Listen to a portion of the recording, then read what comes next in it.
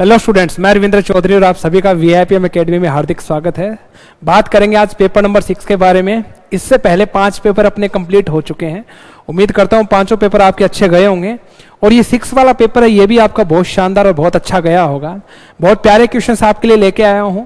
कुछ बातें इस पेपर में डिस्कस करनी है, बहुत ही जरूरी है। जिन बच्चों ने पेपर दे दिया उनसे भी डिस्कस करनी है और जो बच्चा पहली बार देख रहा है उनसे भी डिस्कस करनी है।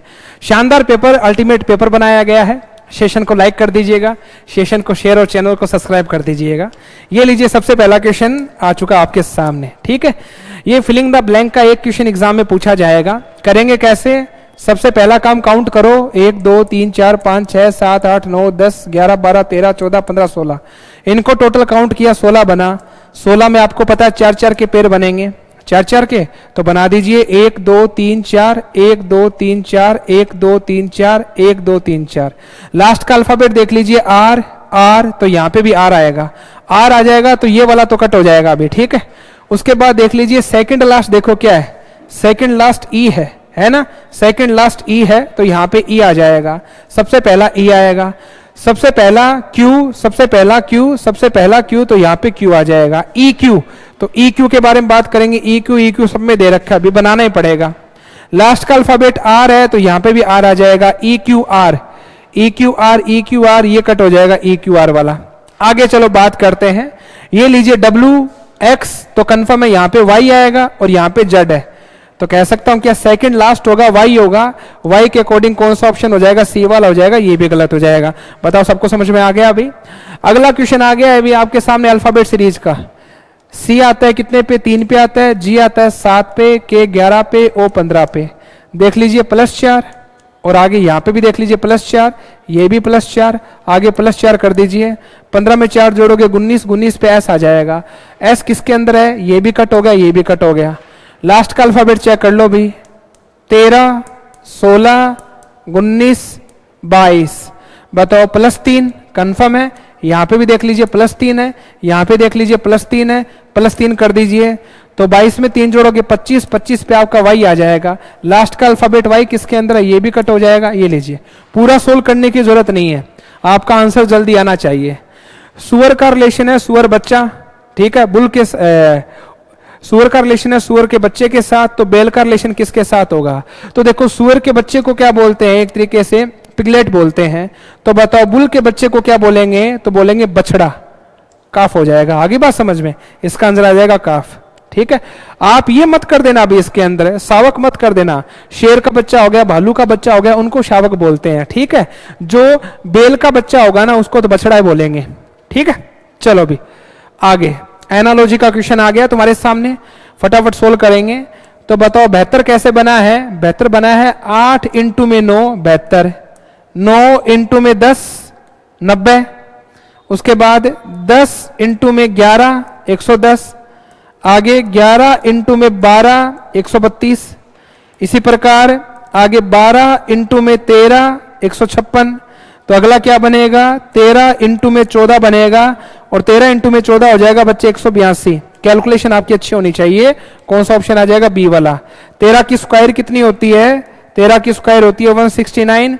इसमें 13 ही जोड़ दीजिए, 13 को जोड़ोगे तो आपका 182 आ जाएगा। ठीक है, डन है।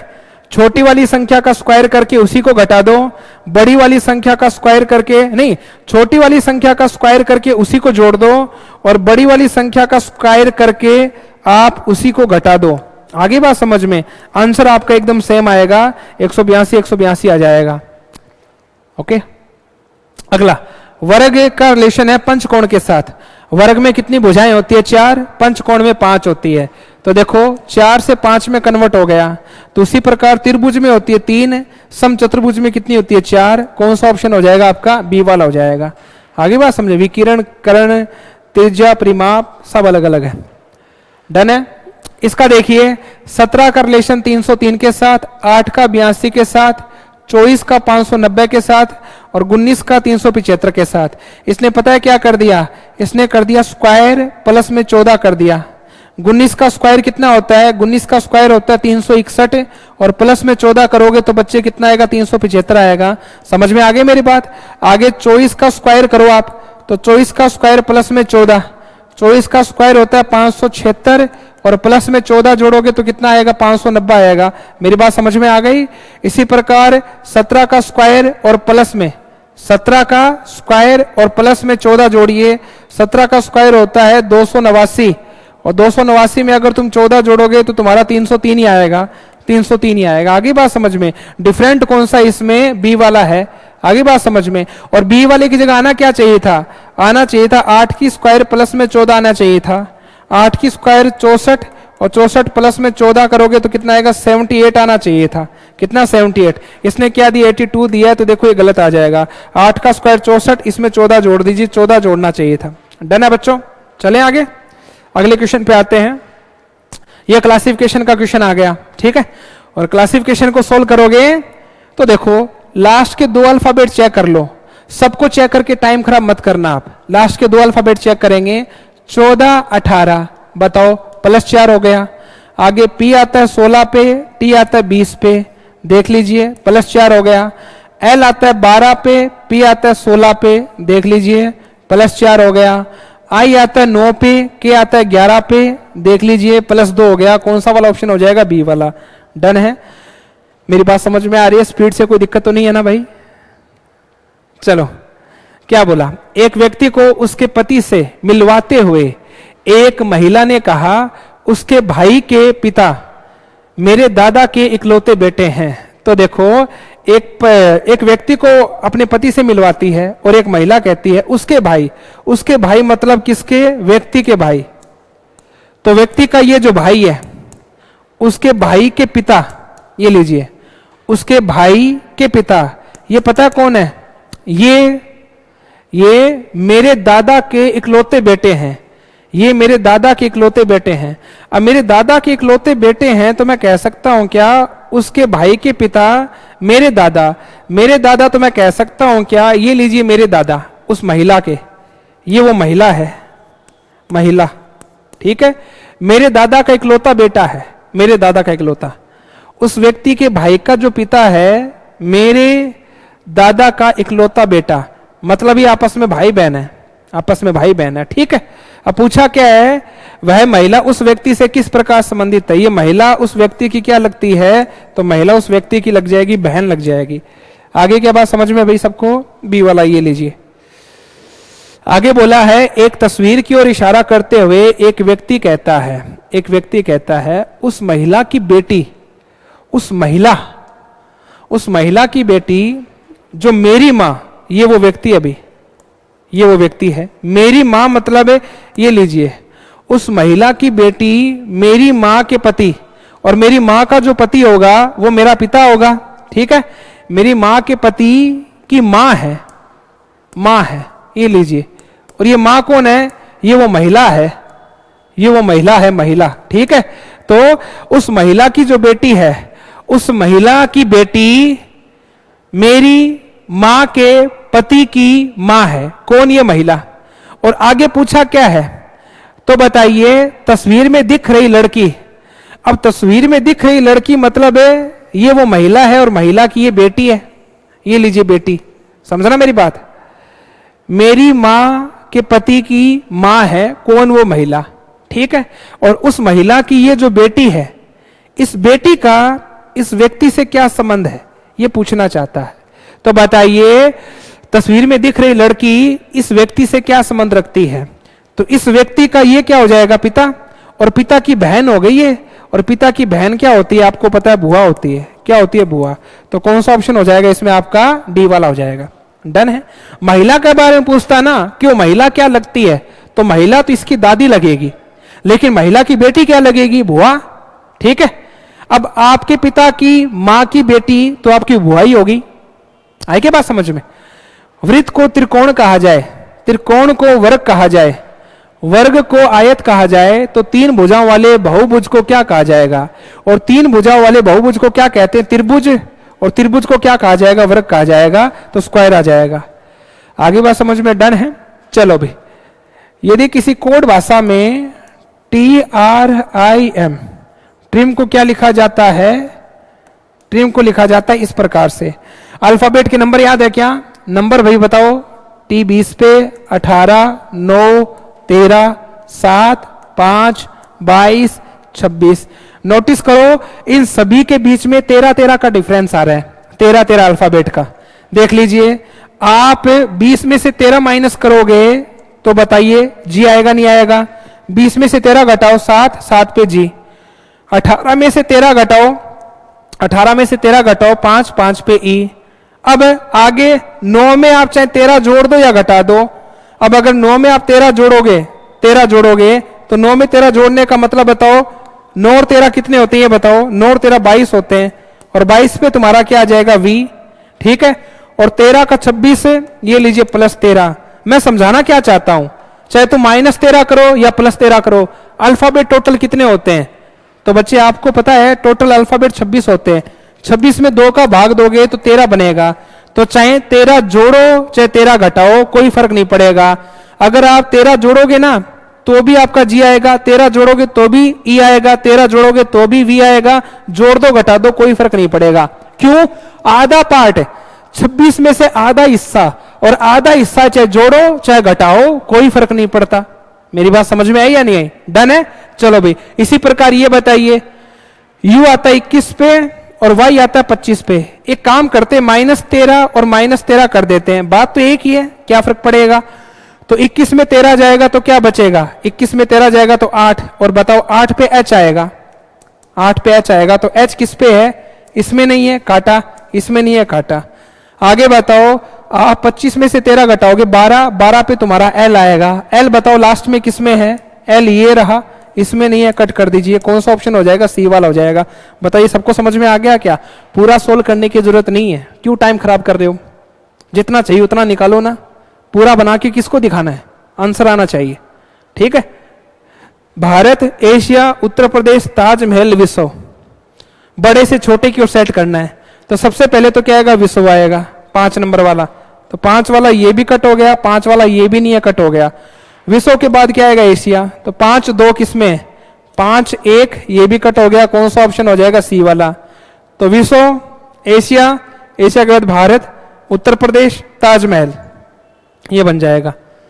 अगला, कॉलेज, स्कूल, रोजगार, वेतन, बच्चा। तो सबसे पहले तो बताओ, एक बच्चा होता है, छोटा बच्चा, 5 नंबर वाला आएगा। छोटा बच्चा किस में जाएगा? स्कूल में जाएगा, 5 2 ये कट हो जाएगा। स्कूल में जाने के बाद कॉलेज में जाएगा तो 5 2 1, 5 2 1, 5 2 1 यहाँ पे है। और कॉलेज में जाने के बाद उसको क्या मिलेगा? रोजगार मिलेगा, और रोजगार के बाद वेतन मिलेगा। तो रोजगार मिलेगा फिर वेतन मिलेगा। कौन सा ऑप्शन हो जाएगा? ए वाला हो जाएगा, सी वाला कट हो जाएगा। आगे बात समझ में? अगला भाई बताओ, 36 8 9, साफ साफ दिख रहा है, इन दोनों का मल्टीप्लाई कर दो। 8 9 72 बट्टे में 2, 2 का भाग दे दो। 72 में 2 का भाग दोगे 36 आ जाएगा। 7 6 42, और 42 में 2 का भाग दो, क्या आ जाएगा? 21 आ जाएगा। मल्टीप्लाई करो 20, और 20 में 2 का भाग दो, क्या आ जाएगा तुम्हारा? 10 आ जाएगा। कौन सा ऑप्शन हो जाएगा? डी वाला। बताओ समझ में आ गया? ओ तेरी, डन है। चलो इसको करते, इसका क्या आएगा? नंबर लगाओ अल्फाबेट का। तो एन आता है 14 पे, आर आएगा 18 पे, वी आएगा 22 पे। अल्फाबेट के नंबर याद होने चाहिए। देख लीजिए +4, देख लीजिए +4, डन है।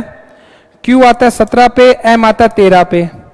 17 का 13 हो गया तो -4, डन है। तो इस बार भी क्या होगा? -4 ही होगा। तो बताओ 13 में 4 घटाओगे 9, 9 पे आपका आई आना चाहिए, आई आना चाहिए। कौन सा ऑप्शन हो जाएगा? ए वाला, डन है। तो एक बार तो +4 हो रहा है, एक बार -4 हो रहा है। फिर यहाँ पे देखो 16 20 24, देखो दोबारा +4। फिर यहाँ पे देखो 15 11 7, कह सकता हूं क्या -4? कह सकता हूं क्या -4? -4 चल रहा है। चलो अभी अगले पे आते हैं। क्या कहना चाह रहा है? 6 छात्र एक गोलाकार मेज के चारों ओर केंद्र की ओर फेस करके बैठे हैं, सेंटर की ओर फेस कर रखा है। ये लीजिए, कितने लोग हैं भाई? 6 लोग हैं। 1 2 3 4 5 और 6। क्या बोला? ए है वो ई और डी के दोनों के पड़ोस में बैठा है, कहीं बैठ सकता है, बाद में काम में लेंगे। ई सी के दायां तीसरा है, ये ठीक है। ई किसके? सी के, सी के दायां तीसरा है, तो ये लीजिए ई सी के दायां तीसरा हो जाएगा। आगे ये वाली लाइन देखो, ये वाली बी ई के बायां दूसरे स्थान पे बैठा है। बी है वो ई के बायां, बी ई के बायां, ये लीजिए बी ई के बायां दूसरे स्थान पे बैठा है। आगे क्या बोला है, ई एफ का निकटतम पड़ोसी है, ई एफ का निकटतम पड़ोसी हो जाएगा। इसके अलावा कोई और, ए है, ए ई और डी के बीच में बैठा है, यहां पे आपका एफ आ जाएगा। आगे एफ बताइए, ए और सी के निकटतम कौन बैठा है, ए और सी के निकटतम पड़ोसी कौन है, कौन सा वाला, डी वाला हो जाएगा। आगे 6 लोग एक पंक्ति में बैठे हैं भी फेस करके नॉर्थ की ओर, ये लीजिए 1 2 3 4 5 6, डन है। आगे इसने क्या बोला, सबसे पहले बोला यू आर के दाईं और चौथे स्थान पे है, यू आर के दाईं और चौथे स्थान पे बैठा है, आर पंक्ति के किसी भी छोर पे नहीं बैठा। यू आर के, तो आर का दाईं इस साइड होगा, 1 2 3 4, ये लीजिए यू आर के दाईं और चौथे स्थान पे बैठा है, और आर देखो किसी पंक्ति पे नहीं बैठा। आगे बोला टी है वो यू और एस, टी है वो यू और एस का निकटतम पड़ोसी है, टी यू और एस का निकटतम पड़ोसी है। क्यू एस के बाईं और तीसरा है, क्यू एस के बाईं और तीसरा है, ये लीजिए बच गया कौन, एक पी बच गया, यहां पे पी आ जाएगा। आर के ठीक दायां कौन है, आर के ठीक दायां, तो आर के ठीक दायां पी बैठेगा, डी वाला ऑप्शन हो जाएगा। डन है। 6 व्यक्ति P Q R S T you एक स्कूल में शीर्ष 6 रैंक धारक हैं, मतलब 1 से लेकर 6 तक इनकी रैंक है, अभी 1 से लेकर 6 तक इनकी रैंक है। ये लीजिए सबसे पहले बोला क्यू की रैंक आर और एस के, क्यू की रैंक आर और एस की रैंक के बीच में है, चलो छोड़ो, क्यू चौथी रैंक पे है, क्यू चौथी रैंक पे, ये लीजिए। आगे बोला टी और एस की रैंक के बीच में 2 हैं, टी और एस के बीच में 2 हैं, छोड़ो। आगे क्या बोला, टी उनमें सबसे नीची रैंक पे है, टी है उनमें सबसे नीची रैंक पे है, ये लीजिए।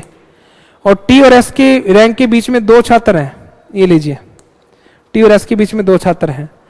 आगे क्या था, क्यू की रैंक आर और एस की रैंक के बीच है, तो क्यू की रैंक आर और एस की रैंक के बीच में है, ये लीजिए क्यू की रैंक आर और एस के बीच में है। आगे क्या, यू की रैंक पी की रैंक के तुरंत ऊपर है, यू की रैंक पी की रैंक के तुरंत ऊपर है। पूछा क्या है, 5वीं रैंक पर कौन है, 5वीं रैंक पे कौन आ जाएगा, आर आ जाएगा, डी वाला ऑप्शन हो जाएगा। डन है। ये लीजिए अगला, एक कक्षा में 35 छात्र हैं, चलो अभी 35 छात्रों को सेट करना है, तो बताइए टोटल बच्चे कितने हैं, टोटल बच्चे 35 हैं। डन है। सबसे पहले क्या बोला, देवयानी पीछे से 11वें स्थान पे है, ये लीजिए, ये पीछे से मान लेते हैं और ये आगे से मान लेते हैं। देवयानी पीछे से 11वें स्थान पर है, देवयानी पीछे से 11वें स्थान पर है। आगे क्या बोला, गोरी के साथ अपना स्थान बदल लेती है तो वह आगे से 12वीं हो जाती है, तो गोरी मतलब आगे है, ये लीजिए गोरी का स्थान 12वां है। मतलब देवयानी अगर गोरी की जगह चली जाएगी ना, तो मतलब आगे से 12वीं हो जाएगी, तो मतलब ये आगे से 12वीं तभी होगी जब गोरी 12वें पे है। अब गोरी 12वें पे है तभी तो ये इसके स्थान पे जाएगी और ये आगे से 12वीं हो जाएगी। तो कह सकता हूं कि यहां से लेकर यहां तक कितने 12 और यहां से लेकर यहां तक कितने 11, टोटल कितने बच्चे 23 हैं, टोटल है कितने 35, और 35 में से आप अगर 23 माइनस करोगे, 35 में से अगर आप 23 माइनस करोगे तो बीच में बच्चे 12 हैं, तो देवयानी और गोरी के बीच कितने बच्चे बैठे हैं, 12 बैठे हैं। आगे बात समझ में। डन है, भी कोई दिक्कत नहीं। चलो अभी इसके बारे में बात करते हैं। अंग्रेजी वर्णमाला के दाएं से 10वें अक्षर के बाएं 9वां अक्षर कौन सा होगा, दाएं से। तो देखो अंग्रेजी वर्णमाला में पहले नाम दायां लिया गया है, दाएं से 10वें अक्षर के बायां 9वां अक्षर कौन सा होगा। आपका टारगेट क्या है पता है, दायां बायां प्लस होता है, तो दायां बायां प्लस करोगे तो 19 आ जाएगा, और ये 19 कहां से आएगा, दाईं ओर से आएगा। कहां से आएगा, दायां।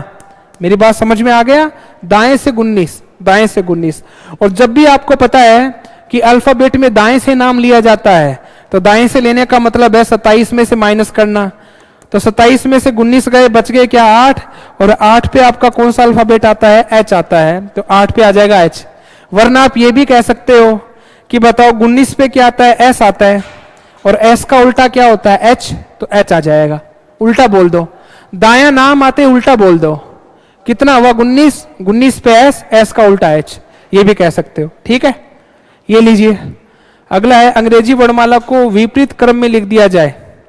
तो विपरीत क्रम में लिखने की बात चल रही है। विपरीत क्रम का मतलब हो गया Z Y X W V U T S R R से पहले Q, P, O, N, M, L, K, J, उसके बाद जे से पहले क्या आएगा, आई, एच, जी, एफ, उसके बाद में ई और डी, सी, बी और ए। डन है।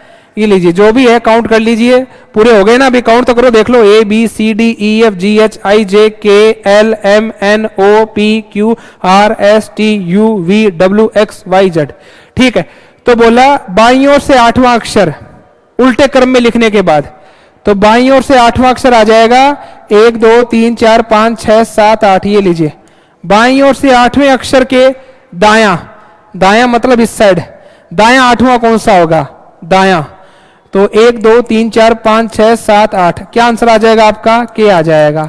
आगे बात समझ में। ये लीजिए, वरना एक बात बताओ, अंग्रेजी वर्णमाला को उल्टा तो कर ही दिया, और उल्टा करने का मतलब है 27 में से घटाना, उल्टा करने का मतलब है 27 में से घटाना। तो बताइए लेफ्ट प्लस में राइट, लेफ्ट साइड से कौन सा 8वां, राइट साइड से कौन सा 8वां, जोड़ोगे 16, ये 16 कहां से आएगा, लेफ्ट साइड से। अब अल्फाबेट को तो उल्टा कर दिया, उल्टा कर दिया, और उल्टा करने का मतलब है किस में से घटाओ, 27 में से, और 27 में से 16 के 11, और 11 पे तुम्हारा क्या आता है, 11 पे क्या आता है, बताओ मेरी बात समझ में आ गई क्या। डन है। ये लीजिए अगला, तमन्ना, तमन्ना ने सुबह 6 बजे चलना स्टार्ट किया, सुबह 6 बजे चलना स्टार्ट करती है।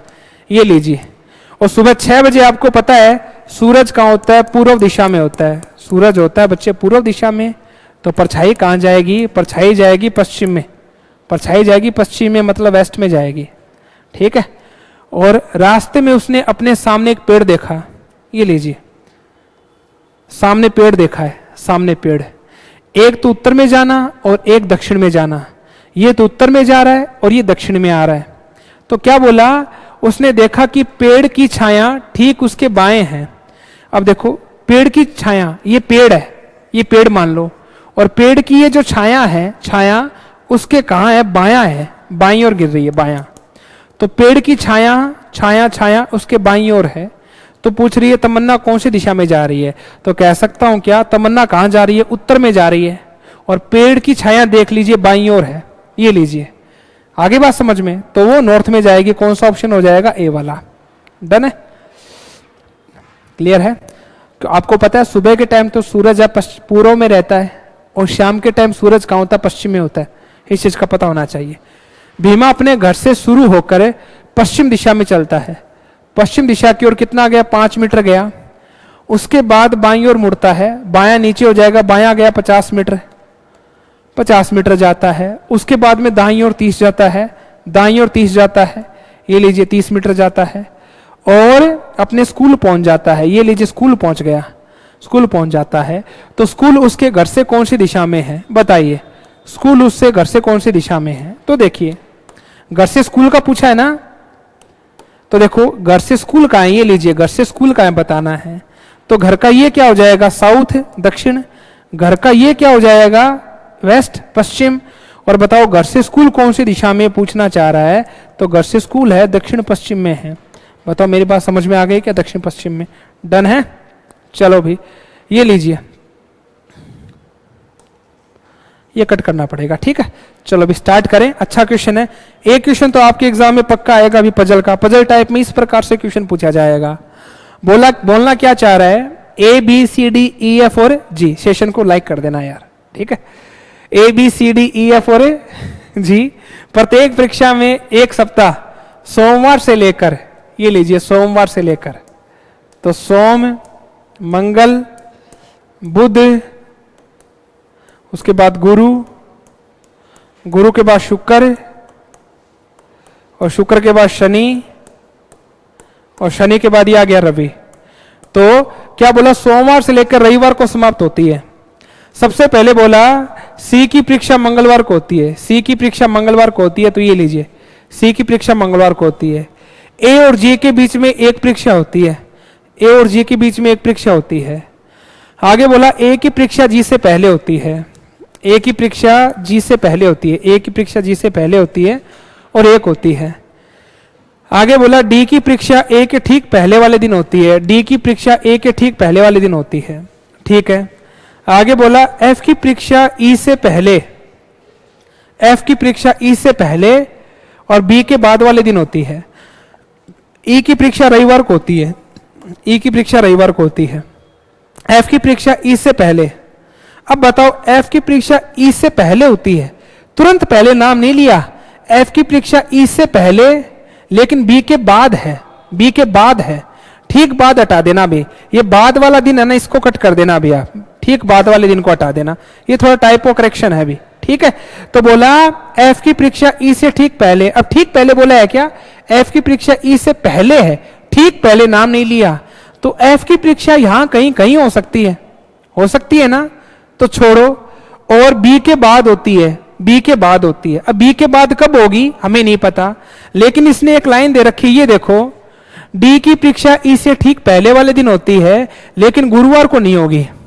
अब डी की परीक्षा गुरुवार को नहीं होगी तो डी की परीक्षा बुधवार को हो सकती है, और डी से जस्ट बाद में कौन होगी, ए वाली, और ए और जी के बीच में एक परीक्षा होगी, ए और जी के बीच में एक परीक्षा होगी, ठीक है। और बोला एफ की परीक्षा ई से पहले, ये लीजिए एफ की परीक्षा ई से पहले है, तुरंत पहले नाम नहीं लिया, और बी के बाद है, ये लीजिए बी के बाद है, ई से पहले बी के बाद, तुरंत पहले नाम नहीं है, ये हटाना पड़ेगा। अब पूछा क्या है, बताइए निम्नलिखित में से किसकी परीक्षा सोमवार को होगी, तो सोमवार को किसकी परीक्षा होगी, बी की हो जाएगी। बताइए, सबको समझ में आ गया भाई, डन है। ये लीजिए भाई, ये आपके पेपर में पैसेज वाला लास्ट क्वेश्चन है, इसके बाद ये कंप्लीट होगा। ऐसा एक पेपर में पूछा जाएगा, हर हाल में आएगा, पटवार के एग्जाम में पूछा जाएगा।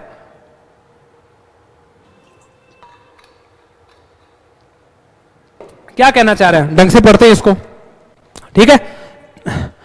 वायु ऊर्जा का एक अक्षय स्रोत है और एक वायव्य जनित्र इसे विद्युत में परिवर्तित कर सकता है, मतलब विद्युत में परिवर्तन कर सकते हैं वायु ऊर्जा को, ठीक है, बिजली बनाने वाला काम है एक तरीके से, ठीक है। तो वायु ऊर्जा एक अक्षय स्रोत है और एक वायव्य जनित्र इससे विद्युत में परिवर्तन कर सकता है, बिजली में बदल सकता है, ठीक है, विद्युत में बदल सकता है। हालांकि इस क्षेत्र में ज्यादा कुछ नहीं किया, ज्यादा कुछ नहीं हुआ, मतलब विद्युत बनाने वाला काम हमने ज्यादा काम में नहीं लिया, ज्यादा काम में नहीं लिया गया, ज्यादा कुछ नहीं हुआ, ठीक है। सर्वेक्षण दिखाता है कि वायु को वैकल्पिक ऊर्जा स्रोत के रूप में विकसित करने की अपार संभावनाएं हैं, कि वायु को है ना आप ऊर्जा में परिवर्तन कर सकते हैं, इसकी संभावना बहुत है। अगर बदलना चाहो ना तो आप इसको, अपार संभावना है, ऊर्जा स्रोत के अंदर विकसित कर सकते हैं, बदल सकते हैं, ठीक है। आगे क्या बोला, वायु सर्वेक्षण के 4 घटक हैं, एक तो दिशा, समय अवधि, गति, वितरण। इस आधार पर वायव्य जनित्र को स्थापित करने के लिए उत्तर प्रदेश के पर्वतीय क्षेत्रों को आदर्श स्थान के रूप में पाया गया है। उत्तर प्रदेश का जो क्षेत्र है, वो क्षेत्र जहां पे इसके बारे में साफ साफ दे रखा है, उत्तर प्रदेश का कौन सा क्षेत्र है, पर्वतीय क्षेत्र, वो इसके लिए काफी ज्यादा इंपॉर्टेंट है, ये पाया गया है, वहां अपन बनवा सकते हैं, ऊर्जा का स्रोत बना सकते हैं, ठीक है। अकेले उत्तर प्रदेश के पर्वतों पर कम से कम 58 स्थलों को चिन्हित किया गया है, मतलब यूपी के अंदर है ना 58 स्थलों को चिन्हित कर दिया गया है कि वहां पे हमें वायु ऊर्जा के स्रोत उत्पन्न कर सकते हैं, विद्युत ऊर्जा को बना सकते हैं, स्रोत मतलब विद्युत ऊर्जा में परिवर्तित कर सकते हैं, ठीक है। और वो स्थान कौन से हैं, पर्वतीय क्षेत्र हैं, 58 क्षेत्रों को चिन्हित किया गया है जहां पे हम बिजली का उत्पादन कर सकते हैं, बिजली बना सकते हैं, ठीक है, वायु ऊर्जा के माध्यम से। अब इसको पढ़ने के बाद सबसे पहला पॉइंट कहना चाह रहा है, उत्तर प्रदेश सरकार को अधीन सर्वेक्षण संपन्न किया गया था। अब एक बात बताओ, उत्तर प्रदेश सरकार के अधीन सर्वेक्षण संपन्न किया गया था, मैं आपसे पूछना चाहूंगा कि यहां पे ये लाइन ढंग से पढ़ो कि दे रखा है, इस आधार पर वायव्य जनित्र को स्थापित करने के लिए उत्तर प्रदेश के पर्वतीय क्षेत्रों को आदर्श स्थान के रूप में पाया गया और अकेले उत्तर प्रदेश के पर्वतों पर कम से कम 58 स्थलों को चिन्हित किया गया। अब बताओ 58 स्थलों को चिन्हित किया गया तो ये कहीं दे रखा है कि वो जो चिन्हित किया है वो गवर्नमेंट ने किया है, यूपी की गवर्नमेंट ने किया है। चिन्हित तो सेंटर के माध्यम से भी तो कर सकते हैं। कोई टीम ऐसी आई होगी जो सेंटर से आई होगी, ठीक है। ये तो कहीं नहीं दे रखा कि यूपी की सरकार ने ऐसा कुछ किया है। और ये जो 58 स्थल देखे गए हैं, इसको चिन्हित करने का काम यूपी की गवर्नमेंट ने किया है। ये सर्वेक्षण उन्होंने पूरा किया है। यूपी सरकार ने सर्वेक्षण पूरा किया है, इसके बारे में कहीं पे कुछ लिखा हुआ है क्या? नहीं लिखा हुआ ना, तो कह सकता हूं क्या इसका आंसर आ जाएगा डाटा अपर्याप्त। इसका करेक्शन कर लेना, इसका आंसर आएगा डेटा अपर्याप्त। कोई डेटा ही नहीं दे रखा कि ये सर्वेक्षण पूरा यूपी की सरकार ने किया है या किसी और ने किया है, ये कहीं नहीं दे रखा, तो इसमें आ जाएगा डेटा अपर्याप्त। अगला है वायु से ऊर्जा अपेक्षाकृत नया उभरता हुआ क्षेत्र है। तो बताओ, ये लाइन पढ़ो, ये लाइन यहां से, एक वायु जनित्र इसे विद्युत में परिवर्तित कर सकता है, लेकिन आगे दे रखा है हालांकि इस क्षेत्र में ज्यादा कुछ नहीं किया गया। अब इसने तो बोला है इस क्षेत्र में कुछ ज्यादा नहीं किया गया, और ये क्या कहना चाह रहा है? ये कहना चाह रहा है कि वायु से ऊर्जा अपेक्षाकृत नया उभरता हुआ क्षेत्र है। वो तो कह रहा है इसमें हमने अभी तक कुछ ज्यादा नहीं किया, और ये कह रहा है कि उभरता हुआ क्षेत्र है, हमने ज्यादा किया है, हम कर सकते हैं। तो कह सकता हूं क्या ये जो आपका स्टेटमेंट है निश्चित रूप से क्या हो जाएगा? गलत हो जाएगा, निश्चित रूप से गलत, ठीक है। अपार सहायता ऐसा कुछ भी नहीं दे रखा कि हमने ऐसा कुछ प्राप्त कर रखा है, ठीक है। अगला है उत्तर प्रदेश में चिन्हित 58 स्थलों पर विद्युत उपलब्ध नहीं थी। अब एक बात बताओ, कहीं पे भी ऐसा कुछ दे रखा है कि 58 स्थलों पे विद्युत उपलब्ध नहीं है? इसने 58 स्थलों को चिन्हित किया है, लेकिन ये कहीं नहीं दे रखा कि वहां पे विद्युत उपलब्ध है या नहीं है। आई बात समझ में? उन पर्वतीय क्षेत्रों पे हम विद्युत का उत्पादन कर सकते हैं वायु के स्रोत के माध्यम से। आई बात समझ में? लेकिन ये नहीं दे रखा कि वहां बिजली है या नहीं है। ऐसा कहीं दे रखा है क्या? नहीं दे रखा, तो इसका आंसर भी क्या आ जाएगा? डेटा अपर्याप्त, सी वाला आ जाएगा, करेक्शन कर लेना, ठीक है। तो पहला भी डेटा अपर्याप्त हो जाएगा, तीसरा भी डेटा अपर्याप्त हो जाएगा, और ये निश्चित तौर पे गलत हो जाएगा। तो बताइए, पैराग्राफ समझ में आ गया होगा? आज का पेपर आपको समझ में आ गया होगा? अच्छा पेपर है। और जिन बच्चों ने बोला कि सर लगातार मॉक टेस्ट लेते रहें, तो देखो लगातार आपके टेस्ट चलते रहेंगे। अगला सॉल्यूशन है टेस्ट नंबर 7 का, वो भी जल्दी से जल्दी आपके लिए लेके आ रहा हूं। जो बच्चा अभी तक टेस्ट सीरीज से जुड़ा नहीं है वो टेस्ट सीरीज से जुड़े, ज्यादा से ज्यादा टेस्ट दें। जिनको पटवार का एग्जाम निकालना है उस बच्चे को टेस्ट तो देना पड़ेगा। तुम्हारे पास मॉक टेस्ट के अलावा कोई दूसरा उपाय नहीं है। सीईटी क्लियर करना एक अपनी जगह है, और सीईटी के बाद में इतना अच्छा मौका मिल गया कि पटवार का एग्जाम क्रैक करना है, तो इसके लिए ढील मत बरतें, लगातार मौक लगाएं। शानदार, जो भी आपका पेपर आपको देना है, रीजनिंग के अंदर 90 नंबर किसी भी हाल में छोड़ने नहीं है। अच्छे से मॉक लगाना है, अच्छे से प्रैक्टिस करना है, डाउट सेशन लेना है। कोई भी अगर आपका डाउट है, कोई भी आपको दिक्कत है, तो आप क्वेश्चन सेंड करें। अपने हेल्पलाइन नंबर VIPM के दिए हुए हैं, आप वहां से संपर्क कर सकते हैं। और जो भी पढ़ाया जाएगा वो आपको एप्लीकेशन पे या टेलीग्राम पे आप पूछ लेना। टेलीग्राम पे PDF मिल जाएगी या एप्लीकेशन पे PDF मिल जाएगी, जो भी पढ़ाया जाएगा। तो आप बच्चे मेहनत करते रहे, बहुत कम समय आपके पास बचा है। मेरा जो एप्लीकेशन पे सिलेबस है वो भी थोड़े दिनों में होने वाला है, कंप्लीट हो जाएगा। अपना कोडिंग डिकोडिंग का टॉपिक चल रहा है, अल्फाबेट कंप्लीट हो गया, मेन टॉपिक हमने कर लिए, और लगातार अभी भी चल रहे हैं मेन टॉपिक। जो बच्चा अभी जुड़ा है वो पीछे की क्लासेस फटाफट देख ले, ताकि रीजनिंग के अंदर आपके मार्क्स ना कटे, ठीक है। बाकी मिलता हूं अगले सेशन में। अपना ध्यान रखें, माता पिता का ख्याल रखें। इसी के साथ जय हिंद, जय भारत।